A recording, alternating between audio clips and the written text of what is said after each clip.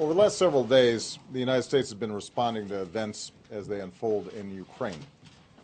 Now, throughout this crisis, we have been very clear about one fundamental principle.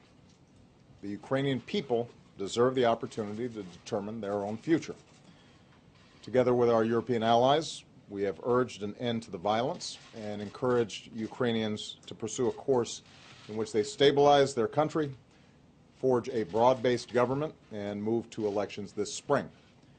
I also spoke several days ago with President Putin, and my administration has been in daily communication with Russian officials.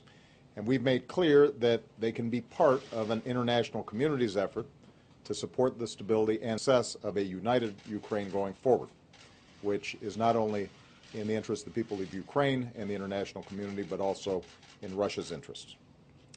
However, we are now deeply concerned by reports of military movements taken by the Russian Federation inside of Ukraine.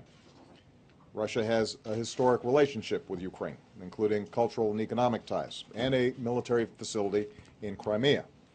But any violation of Ukraine's sovereignty and territorial integrity would be deeply destabilizing, which is not in the interest of Ukraine, Russia, or Europe. It would represent a profound interference in matters that must be determined by the Ukrainian people.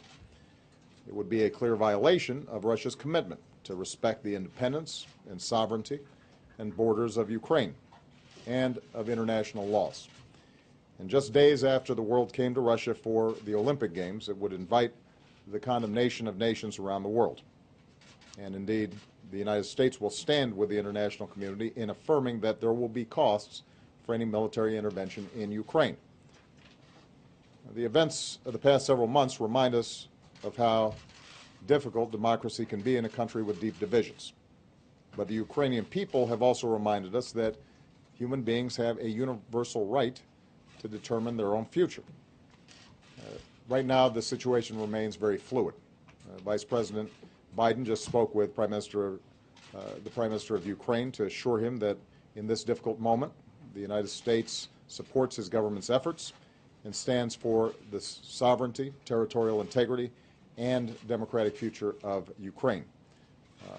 I also commend the Ukrainian government's restraint and its commitment to uphold its international obligations.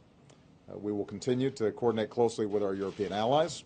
We will continue to communicate directly with the Russian government, and we will continue to keep all of you in the press corps and the American people informed as events develop. Thanks very much.